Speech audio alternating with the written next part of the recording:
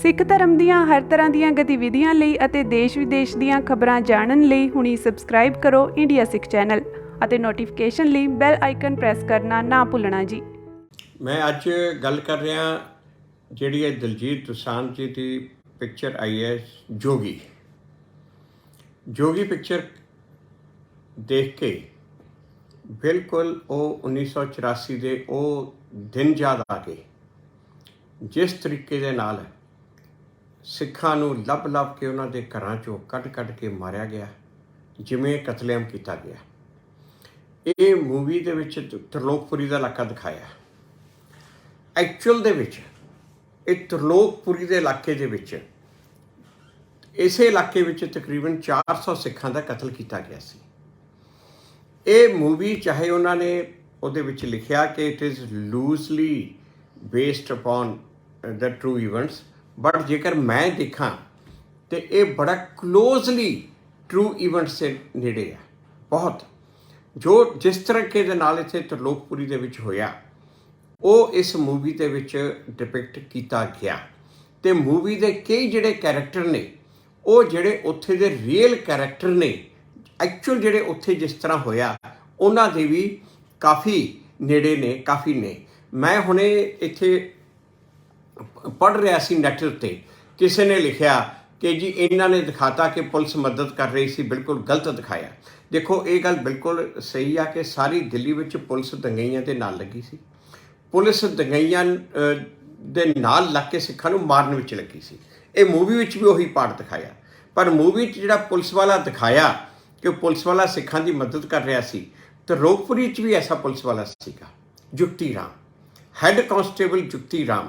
ਜਦੋਂ कि बाकी सारे त्रिलोकपुरी के पुलिस वाले सिखां नूं मारन लई लगे हुए सी, वो कल्ला सीगा हैड कांस्टेबल जिहड़ा सिखां नूं बचाउण लई लगਿਆ सी। 30 सिखां दीआं लड़कियां नूं त्रिलोकपुरी तो चुक के लै गए सी, नाले उत्थे चिल्ला पिंड दे विच चुक के लै गए सी।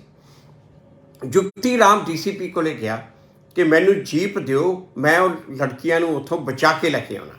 DCP ने मना करता। DCP सेवादास सी उदों, जिहड़ा हुण उदों बाद च दिल्ली का स्पैशल पुलिस कमिश्नर बन के रिटायर होया। उन्हें मना करता। जो उन्हें मना किया बाई चांस उदों उत्थे कुछ मीडिया वाले पहुँच के, ये 3 नवंबर 4 नवंबर की गल है, 4 नवंबर की गल है, 4 दिन बाद की। बाई चांस उत्थे मीडिया वाले पहुँच के तो DCP ने उन्होंने जीप देनी पई।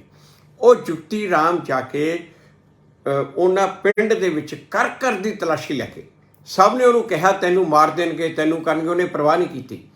30 सिखां दीआं कुड़ियां नूं उत्थों पिंडां चों पिंड तो छड़ा के लिआया। उस जुगती राम नूं बाद च HGPC ने भी उहदा सन्मान किया, अकाल तख्त ते भी जुगती राम का सन्मान किया गया। तो जुगती राम नूं बाद च इन्हां ने दिल्ली पुलिस चों दिल्ली सन्मान सिखां वालों किया गया, पर पुलिस चों सस्पेंड कर दिता गया क्योंकि उन्हें अपने सीनियर की गल नहीं मनी, सिखां की मदद की। इस तरह दूजा जिहड़ा करैक्टर, जिवें जिहड़ा जोगी का खुद का करैक्टर दिखाया, उन्हें बाल कट के सिखां की मदद करने की कोशिश की। इस तरह उत्थे एक मोहन सिंह सी पीड़ित, उसने भी अपना बाल कट के रात को बच बचा के कहीं वो इंडियन एक्सप्रैस के दफ्तर में पहुंचा। इंडियन एक्सप्रैस के दफ्तर च आके उन्हें सारी कहानी सुनाई। उत्थों फिर इंडियन एक्सप्रैस के जर्नलिस्ट राहुल बेदी ते जोसफ मलियाकन ते नाल तोमर ये उत्थे त्रिलोकपुरी के एरिए दे विच गए। वो भी मैं तुहानूं उन्हां दी दसूँगा वो किस तरह उन्होंने आके दसिया। राहुल बेदी ने बड़े आर्टिकल लिखे। उसने क्या जो असी त्रिलोकपुरी के इलाके च गए, 32 नंबर ब्लॉक सी, इहनूं 6 नंबर ब्लॉक मूवी च कहा, बट एक्चुअली ये 32 नंबर ब्लॉक सी, जिहड़ा सिखां दा सिख मेन रहिंदे सी, 30 ते 32 नंबर ब्लॉक। वो कहंदे इन्हां दोनों ब्लॉकां विच आए लाशां, आए सिखां दीआं लाशां भरियां पईयां सी कि पैर रखण नूं जगह नहीं सी। पब्बां पार चलना पैंदा सी। सिखां दीआं लाशां नूं कट के इस तरह कीता पिया सी। मैं तुहानूं एक फोटो दिखाना, एक्चुअल फोटो आ देख लो, आ फोटो, आ अद्धी धड़ कट के परे सुट्टी पई आ लत्तां कट के इधर सुट्टियां पईयां। ये हाल सी उत्थों दी गली दा, उत्थों दी त्रिलोकपुरी दी ये गली दा। इस तरह कर करके इन्हां ने मारिया। त्रिलोकपुरी दा एक बुच्चड़ सी कशूरी, वो जिहड़ा कसाइयां वाला छुरा हुंदा ना, बकरे कट्टण वाला, उन्हें वो छुरे लै के ਸਰਦਾਰਾਂ ਨੂੰ ਜਿਵੇਂ ਕੱਟਿਆ ਜਿਸ ਤਰੀਕੇ ਦੇ ਨਾਲ। ਔਰ ਉਹ ਬੁੱਚੜ ਸੀ ਜਿਹੜਾ, ਉਹ 1995 ਦੇ ਵਿੱਚ ਜਸਟਿਸ ਢੀਂਗਰਾ, ਸ਼ਿਵ ਨਾਰਾਇਣ ਢੀਂਗਰਾ ਉਦੋਂ ਜੱਜ ਸੀ, ਉਹਨਾਂ ਨੇ ਉਸ ਨੂੰ ਮੌਤ ਦੀ ਸਜ਼ਾ ਸੁਣਾਈ ਸੀ, ਮੌਤ ਦੀ ਸਜ਼ਾ। ਬਾਅਦ ਦੇ ਵਿੱਚ ਉਹਦੀ ਮੌਤ ਦੀ ਸਜ਼ਾ ਨੂੰ ਲਾਈਫ ਇਨਫ੍ਰਿਜ਼ਨਮੈਂਟ ਦੇ ਵਿੱਚ ਕਨਵਰਟ ਕਰਤਾ, ਉਮਰ ਦੀ ਕੈਦ ਦੇ ਵਿੱਚ ਸੁਪਰੀਮ ਕੋਰਟ ਨੇ ਬਦਲ ਦਿੱਤਾ, ਅਤੇ ਉਹ ਉਦੋਂ 1995 ਤੋਂ ਹੁਣ ਤੱਕ ਜੇਲ੍ਹ ਬੈਠਾ।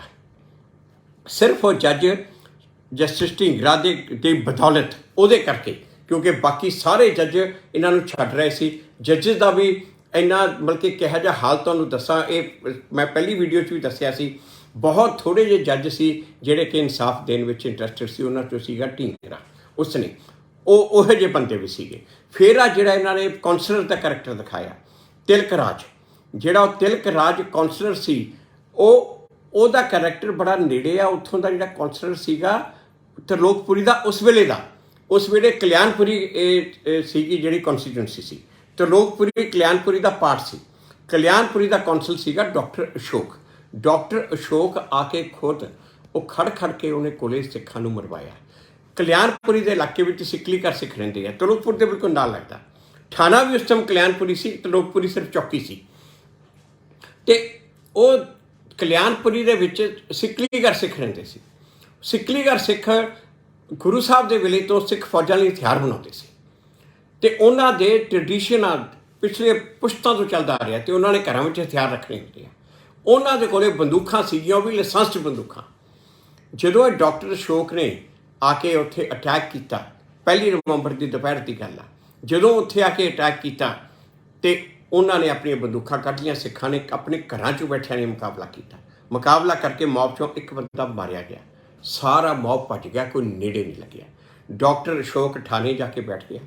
ਉੱਥੇ DCP ਨੂੰ ਬੁਲਾਇਆ, ACP ਨੂੰ ਬੁਲਾਇਆ, SHO ਨੂੰ ਨਾਲ ਲਿਆ, ਸਾਰਿਆਂ ਨਾਲ ਲੈ ਕੇ 2 ਟਰੱਕ ਪੁਲਿਸ ਦੇ ਭਰ ਕੇ ਕਹਿੰਦਾ ਜਾ ਕੇ ਉਹਨਾਂ ਨੂੰ ਫੜ ਕੇ ਲਿਆਓ। ਪੁਲਿਸ ਗਈ, ਪੁਲਿਸ ਨੇ ਜਾ ਕੇ 25 ਸਿੱਖ ਸੀ ਜਿਹੜੇ ਪ੍ਰੋਮੀਨੈਂਟ ਸਿੱਖ ਉੱਥੋਂ ਦੇ, ਜਿਨ੍ਹਾਂ ਕੋਲ ਬੰਦੂਕਾਂ ਸੀ, 25 ਦੇ 25 ਸਿੱਖਾਂ ਦੀਆਂ ਬੰਦੂਕਾਂ ਉਹਨਾਂ ਦੀਆਂ ਖੋਲੀਆਂ, ਬੰਦੂਕਾਂ ਸੀਜ਼ ਕਰ ਲਈਆਂ। ਉਹਨਾਂ ਨੂੰ 25 ਦੇ 25 ਨੂੰ ਗ੍ਰਿਫਤਾਰ ਕਰਕੇ, ਮਤਲਬ ਕਿ ਉਸ ਟਾਈਮ ਤੱਕ ਸੈਂਕੜੇ ਸਿੱਖਾਂ ਨੂੰ ਮਾਰ ਦਿੱਤਾ ਗਿਆ ਸੀ। ਇੱਕ ਵੀ ਬੰਦਾ ਇਹਨਾਂ ਨੇ ਮੌਬ 'ਚੋਂ ਗ੍ਰਿਫਤਾਰ ਨਹੀਂ ਕੀਤਾ, ਕਿਸੇ ਨੂੰ ਰੋਕਿਆ ਨਹੀਂ। ਸਿੱਖਾਂ ਨੂੰ 25 ਸਿੱਖਾਂ ਨੂੰ ਗ੍ਰਿਫਤਾਰ ਕਰਕੇ ਆ ਕੇ ਇਹੋ ਥਾਣਾ ਜਿਹੜਾ ਦਿਖਾਇਆ ਗਿਆ ਹੈ ਤਰਲੋਕਪੁਰੀ ਕਲਿਆਣਪੁਰੀ ਦਾ, ਉਹਦੇ ਲੌਕਅਪ 'ਚ ਆ ਕੇ ਉਹਨਾਂ ਨੂੰ ਬੰਦ ਕਰਤਾ ਅਤੇ ਉਹਨਾਂ ਦੇ ਕਤਲ ਦਾ ਕੇਸ ਚਲਾਇਆ ਉਹਨਾਂ ਦੇ ਉੱਪਰ। ਅਤੇ ਉਸ ਤੋਂ ਮਗਰੋਂ ਜਦੋਂ ਉਹਨਾਂ ਨੂੰ ਫੜ ਲਿਆ ਅਤੇ ਬਾਅਦ ਦੇ ਵਿੱਚ ਇਹਨਾਂ ਨੇ ਇਸ਼ਾਰਾ ਕਰਤਾ, ਡਾਕਟਰ ਅਸ਼ੋਕ ਸ਼ਾਮ ਨੂੰ ਫਿਰ ਮੌਬ ਲੈ ਕੇ ਉੱਥੇ ਪਹੁੰਚਿਆ। ਜਿੰਨੇ ਵੱਡੇ ਬੰਦੇ ਸੀ ਸਾਰੇ ਫੜੇ ਗਏ ਸੀ, ਅਤੇ ਇਹਨਾਂ ਨੇ ਉੱਥੇ ਉਹ ਕਤਲੇਆਮ ਕੀਤਾ। 1 ਨਵੰਬਰ, 2 ਨਵੰਬਰ, 3 ਨਵੰਬਰ ਉਹ ਕਤਲੇਆਮ ਕੀਤਾ। ਉੱਥੇ ਕਲਿਆਣਪੁਰੀ ਦੇ ਇਲਾਕੇ ਵਿੱਚ 200 ਸਿੱਖ ਮਾਰੇ, ਤਰਲੋਕਪੁਰੀ ਦੇ ਇਲਾਕੇ ਵਿੱਚ 400 ਸਿੱਖ ਮਾਰੇ।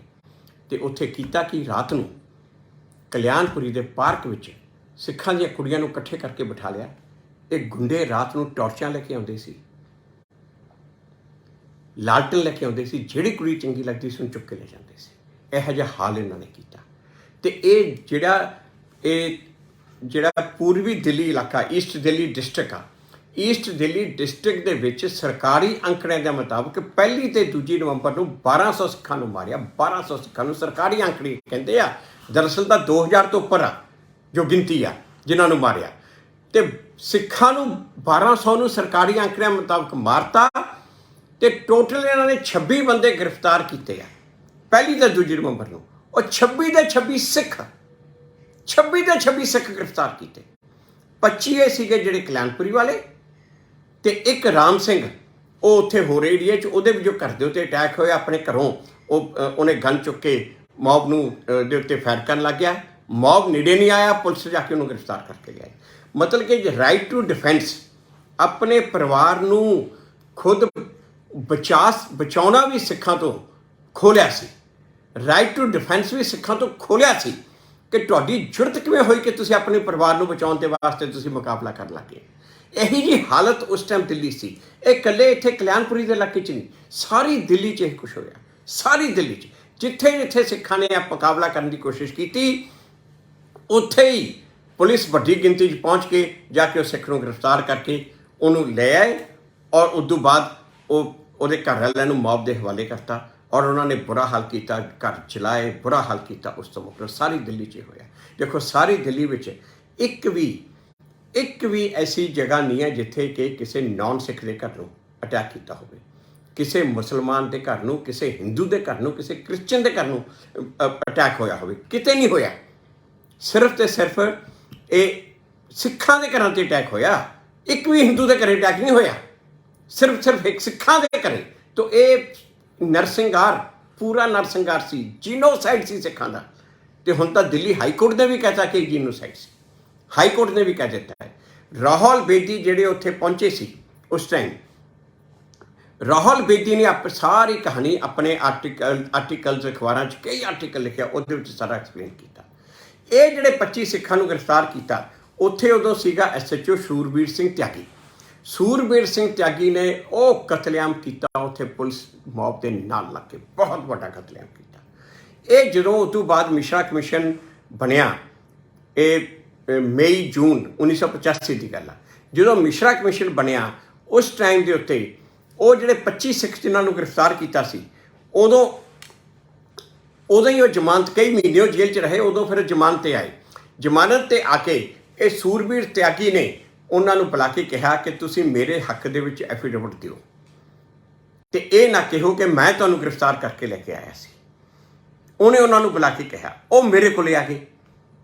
ਉਹਨੂੰ ਮੈਨੂੰ ਆ ਕੇ ਕਹਿੰਦੇ, ਕਿਉਂਕਿ ਉਦੋਂ ਇਹ ਮਿਸ਼ਰਾ ਕਮਿਸ਼ਨ ਦੇ ਵਿੱਚ ਜੋ ਪੀੜਤਾਂ ਦੇ ਐਫੀਡੇਵਿਟ ਸੀ, ਉਹ ਜੋ ਵਕੀਲਾਂ ਦੀ ਸਾਡੀ ਟੀਮ ਸੀ, ਉਹ ਟੀਮ ਦੇ ਵਿੱਚ ਮੈਂ ਉਸ ਟੀਮ ਦਾ ਇੰਚਾਰਜ ਸੀ।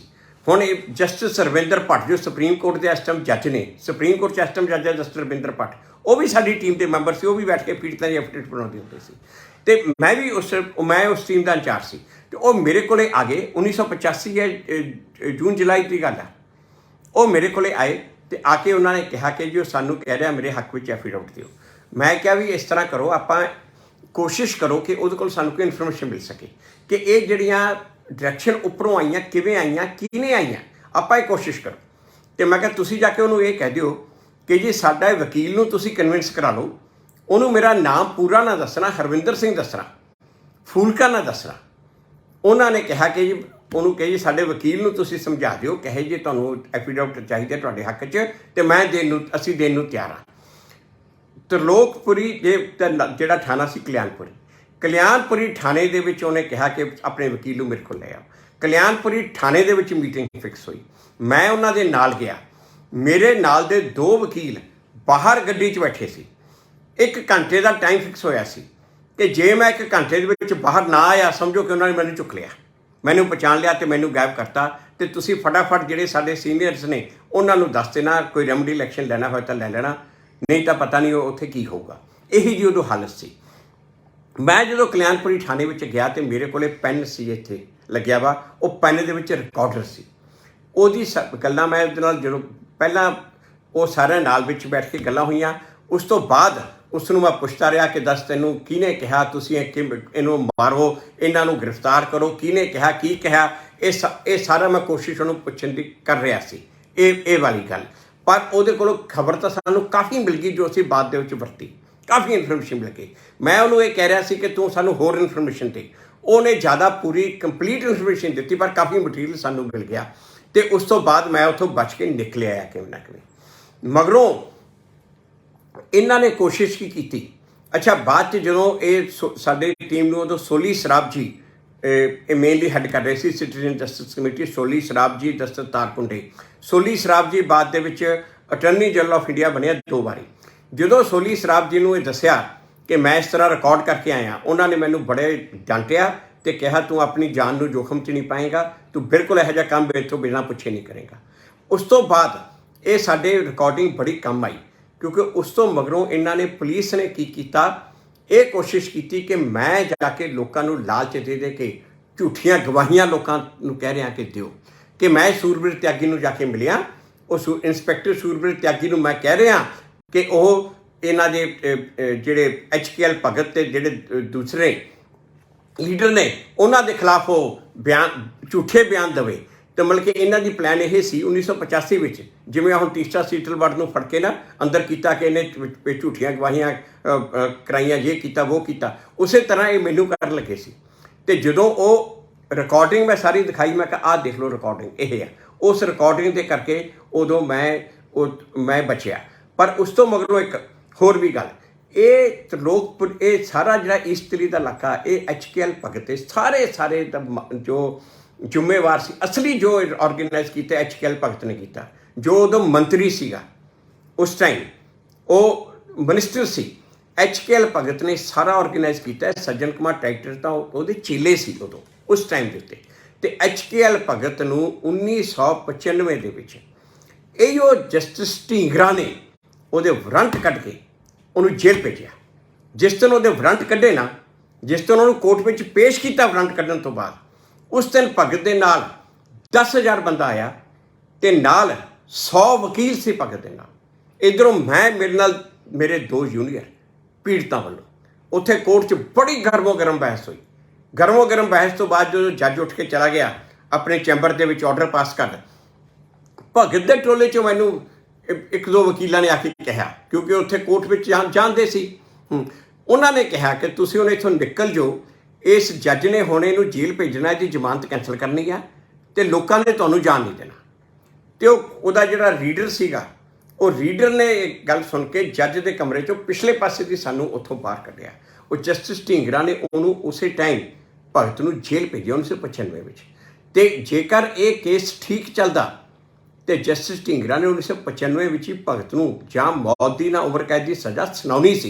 पर उदों होया कि साडे ही अकाली लीडरां ने भगत कोलों पैसे लेके गवाह नूं मुकराता। वो बेचारे जस्टिस ढींगरे नूं भी इदा भी बड़ा बुरा हाल होया। सरकार ने उहदी हाई कोर्ट की प्रमोशन सी उहदी ड्यू, वो प्रमोशन रोकती, 2 साल उहनूं हाई कोर्ट का जज नहीं बन दिता इसे करके। पर साडे लीडरां दा ये हाल रहा। मतलब कि जो ये 1984 दे विच जो कुछ होया, ये थोड़ा जिहा पार्ट एक कॉलोनी का हाल ये इस मूवी दे विच दर्शाया, पर वो बिल्कुल सही आ, उस तरीके नाल होया।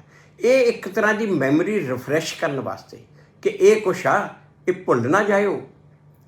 खास करके पुराने बंदिਆਂ ਨੂੰ ਇਹ ਕਹਿਣ ਲਈ ਭੁੱਲ ना जाओ, भुल्लण वाला नहीं है, ਅਸੀਂ किवें भुल सकते हैं। तो जो नवी पीढ़ी उन्होंने दिखाने लिए कि कुछ इत्थे दिल्ली च होया, ये दुनिया की सब तो वड्डी राजधानी उहदी कैपीटल दे विच सिखां नाल ये हाल हो रहा सी। एक भी जगह ते सिख सेफ नहीं सी। बल्कि जिहड़ा कौंसलर दिखाया है जे इस तरह के कौंसलर कम से कम 100 एक कांग्रेसी लीडर सीगे जिन्हां दी ड्यूटियां लगियां सी थ्रू आउट दिल्ली सिखां नूं मरवाउण दी। जिहड़े केस च सज्जन कुमार जेल च बंद आ, वो पालम का केस सी, दिल्ली कंड के एरिया च केस सी, दूजा एरिया सी, उत्थे भी यही हाल से, उत्थे कोई चंगा नहीं सी। ਉਹਦੇ ਵਿੱਚ ਹੁਣ सज्जन कुमार ਨੂੰ उम्र कैद की सज़ा हुई है तो वह जेल आ। वो सज्जन कुमार के नाल भी एक XMLA जेल आ, एक कौंसलर जेल आ, क्योंकि उन्होंने भी यही उस एरिए च भी 400 तो ज़्यादा सिखां नूं मारिया सी। वो पालम के एरिए के विच ही उन्होंने उदों बाद रिवार्ड मिलिया, MP का मिलिया, दूजे नूं MLA टिकट मिलिया, तीजे नूं कौंसलर का टिकट मिलिया। जो टिकट दी गल्लां कर रहे हैं ना, उही उत्थे भी इस तरह सिखां नूं मार मार के टिकट मिले सी। अज वो कौंसलर भी उम्र कैद की सज़ा भुगत रहा, वो MLA भी उम्र कैद की सज़ा हुई सी, वो जेल च उहदी मौत हो गई है, तो सज्जन कुमार भी उम्र कैद की सज़ा भुगत रहा, जेल च ही बैठा। तो ये भुल्लण वालियां नहीं हैं। मैनूं हुण याद आ जदों मैं अपना पॉलिटिक्स छड्ड के ये केस नूं करन लई वापस आया सी, तो उस टाइम बड़े हैरान सी, मीडिया वाले भी हैरान सी, कई सिखां ने भी मैनूं कहा, कई मेरे सपोर्टर जिहड़े सिख सी उन्होंने कहा छड्डो जी, भुल जाओ जी, इनू किने पुछना, हुण 84 नूं कौन पुछदा, कौन उहदी गल करदा, कौन उहदी गल करदा। पर ये भुल्लण वालियां नहीं हैं, भुल्लण वालियां हैं। पहला घल्लूघर है, दूजा घल्लूघर है, इसे अज तक नहीं भुल्ले, ये तीजा घल्लूघर किवें भुल जाणगे। ये जो ये दोषी आ, इन्हां जिन्हां ने ये कुछ कीता, उन्हां नूं कम से कम उन्हां दी जिंदगी उस तरह सारी हराम करके रखांगे। उन्हां नूं अपने वालों तो पूरी कोशिश करिए कि जिन्नियां नूं मैक्सिमम सज़ा हो सकती है। कईयां नूं सज़ा हुई है, बाकियां नूं जिन्नियां नूं सज़ा हो सकती है, आपां तां कोशिश करिए अपनियां कोशिशां दा नतीजा कि दूजी वारी ਜਿਹੜੇ ਸਾਰੇ ਕੇਸ ਖੋਲ੍ਹੇ ਆਪਣੀਆਂ ਕੋਸ਼ਿਸ਼ਾਂ ਦਾ ਨਤੀਜਾ ਇੱਕ ਹਫ਼ਤਾ ਪਹਿਲਾਂ ਦਿੱਲੀ ਹਾਈ ਕੋਰਟ ਦੇ ਚੀਫ ਜਸਟਿਸ ਨੇ ਕਿਹਾ ਕਿ ਨੇਸ਼ਨ ਇਜ਼ ਸਟਿਲ ਬਲੀਡਿੰਗ। ਇੱਕ SHO ਜਿਹਦੇ ਖਿਲਾਫ ਕਾਰਵਾਈ ਹੋਈ ਸੀ, SHO ਨੇ ਆ ਕੇ, ਉਦੋਂ ਉਹ SHO ਸੀ, ਉਹਦੇ ਖਿਲਾਫ ਐਲੀਗੇਸ਼ਨ ਸੀ ਕਿ ਇਹਨੇ ਮੌਤ ਦੀ ਮਦਦ ਕਰਕੇ ਸਿੱਖਾਂ ਨੂੰ ਮਾਰਿਆ। ਉਹਦੇ ਅਗੇਂਸਟ ਜੋ ਕਾਰਵਾਈ ਕੀਤੀ ਗਈ ਸੀ, ਡਿਸਪਲਿਨਰੀ ਪ੍ਰੋਸੀਡਿੰਗ ਚੱਲ ਰਹੀਆਂ, ਉਹ ਕੋਰਟ ਵਿੱਚ ਆਇਆ ਕਿ ਮੈਂ ਤਾਂ ਹੁਣ 79 ਈਅਰ ਦਾ 80 ਸਾਲ ਦਾ ਹੋ ਗਿਆ ਤੇ ਮੇਰੇ ਅਗੇਂਸਟ ਇਹ ਪ੍ਰੋਸੀਡਿੰਗ ਖਤਮ ਕਰ ਦਿੱਤੀਆਂ ਜਾਣ। ਚੀਫ ਜਸਟਿਸ ਨੇ ਕਿਹਾ ਚਾਹੇ 100 ਸਾਲ ਦਾ ਹੋ ਜਾ, nation is still bleeding and that is true, nation is still bleeding. ਸਭ ਤੋਂ ਵੱਡੀ ਗੱਲ ਅੱਜ ਇਹ ਰੈਕਗਨਾਈਜ਼ ਕਰਨ ਲੱਗੀਆਂ ਕੋਰਟਸ ਅੱਜ ਕਿ ਨੇਸ਼ਨ ਇਜ਼ ਸਟਿਲ ਬਲੀਡਿੰਗ ਤੇ ਇਹਦਾ ਇਨਸਾਫ ਹੋਣਾ ਚਾਹੀਦਾ। ਸੱਜਣ ਕੁਮਾਰ ਦੇ ਖਿਲਾਫ ਜਿਹੜਾ ਦੂਜਾ ਕੇਸ ਆ ਉਹ ਇਸ ਟਾਈਮ ਚੱਲ ਰਿਹਾ, ਆਰਗੂਮੈਂਟ ਉਹ ਸ਼ੁਰੂ ਹੋ ਗਏ। ਤੋ ਇਸ ਕਰਕੇ ਇਹਨਾਂ ਨੂੰ ਛੱਡਣਾ ਨਹੀਂ, ਭੁੱਲਣਾ ਨਹੀਂ, ਬਖਸ਼ਣਾ ਨਹੀਂ। ਮੈਂ ਦਲਜੀਤ ਦੋਸਾਂਝ ਤੇ ਅਬਾਸ ਅਲੀ ਜਫਰ ਤੇ ਉਹਨੇ ਸਾਰੀ ਟੀਮ ਦਾ ਬੜਾ ਧੰਨਵਾਦੀ ਹਾਂ ਜਿਹੜਾ ਇਹਨਾਂ ਨੇ ਇਹ ਲਿਆ ਕੇ ਮੈਮਰੀ ਰਿਫਰੈਸ਼ ਕਰਤੀ ਆ ਲੋਕਾਂ ਦੀ। ਇਹ ਦਿਖਾਤਾ ਕਿ ਇਸ ਤਰ੍ਹਾਂ ਇਹ ਕਤਲੇਆਮ ਹੋਇਆ ਸੀ। ਇਹ ਚਾਹੇ ਮੂਵੀ ਫਿਕਸ਼ਨ ਆ, ਇੱਕ ਕਲਪਨਾ, ਪਰ ਇਹ ਕਲਪਨਾ ਸੱਚਾਈ ਦੇ ਬਹੁਤ ਨੇੜੇ ਆ, ਬਹੁਤ ਕਲੋਜ਼ ਆ। ਮੈਂ ਸਾਰਿਆਂ ਨੂੰ ਕਹਿੰਦਾ ਕਿ ਤੁਸੀਂ ਆਪ ਵੀ ਦੇਖੋ, ਆਪਣੇ ਬੱਚਿਆਂ ਨੂੰ ਵੀ ਦਿਖਾਓ। ਇਹ ਨਾ ਕਿਹੋ ਕਿ ਜੀ ਬੜੀ ਕਤਲੇਆਮ ਆ, ਇਹਦੇ 'ਚ ਬੱਚੇ ਨਹੀਂ ਦੇਖ ਸਕਦੇ। ਬੱਚਿਆਂ ਨੂੰ ਪਤਾ ਹੋਣਾ ਚਾਹੀਦਾ, ਬੱਚਿਆਂ ਦੇ ਨਾਲ ਵੀ ਇਹ ਬੁਰਾ ਹਾਲ ਹੋਇਆ। ਬੱਚਿਆਂ ਨੂੰ, ਸਾਡਿਆਂ ਨੂੰ ਪਤਾ ਹੋਣਾ ਚਾਹੀਦਾ, ਅਗਲੀ ਪੀੜ੍ਹੀ ਨੂੰ ਪਤਾ ਹੋਣਾ ਚਾਹੀਦਾ। ਤੇ ਜਿਹੜੇ ਤੁਹਾਡੇ ਯਾਰ ਦੋਸਤ ਨੇ, ਦੂਜੀ ਕਮਿਊਨਿਟੀ ਦੇ ਵੀ ਯਾਰ ਦੋਸਤ ਨੇ, ਉਹਨਾਂ ਨੂੰ ਵੀ ਨਾਲ ਲੈ ਕੇ ਜਾਓ, ਉਹਨਾਂ ਨੂੰ ਵੀ ਦਿਖਾਓ ਕਿ ਆਹ ਵੀ ਦਿਨ ਸੀਗੇ, ਇਹੋ ਜਿਹੇ ਦਿਨ ਜੋ ਕਿ ਸਿੱਖਾਂ ਦੇ ਨਾਲ ਇਹ ਜੋ ਹੋਇਆ। ਤੇ ਨਾਲੇ ਆਪਾਂ ਇਹ ਨਾ ਕਦੇ ਭੁੱਲੇ ਆ, ਨਾ ਭੁੱਲ ਸਕਦੇ ਆ। ਤੇ ਜਿੰਨੀ ਦੇਰ ਇਹਨਾਂ ਲੋਕਾਂ ਨੂੰ ਅਸੀਂ ਸਜ਼ਾਵਾਂ ਨਹੀਂ ਦਿੰਦੇ, ਉਨੀ ਦੇਰ ਚੁੱਪ ਨਹੀਂ ਬੈਠਾਂਗੇ, ਕੋਸ਼ਿਸ਼ ਕਰਦੇ ਰਹਾਂਗੇ, ਲੜਾਈ ਜਾਰੀ ਰਹੂਗੀ। ਤੇ ਮੈਂ ਬਾਲੀਵੁੱਡ ਦੇ 1-2 ਫਿਲਮਾਂ ਤਾਂ ਹੋਰ ਬਣ ਰਹੀਆਂ, ਮੈਨੂੰ ਪਤਾ ਉਹਦਾ। ਤੇ ਬਾਲੀਵੁੱਡ ਮੈਂ ਬਾਕੀਆਂ ਨੂੰ ਵੀ ਕਹਿਣਾ, ਦੂਜਿਆਂ ਨੂੰ ਵੀ ਬੇਨਤੀ ਕਰਦਾ ਕਿ ਬਹੁਤ ਇਸ ਤਰ੍ਹਾਂ ਦੀਆਂ ਟਰੂ ਸਟੋਰੀਜ਼ ਨੇ ਜਿਹਦੇ ਬੇਸ 'ਤੇ ਫਿਲਮ ਬਣ ਸਕਦੀਆਂ।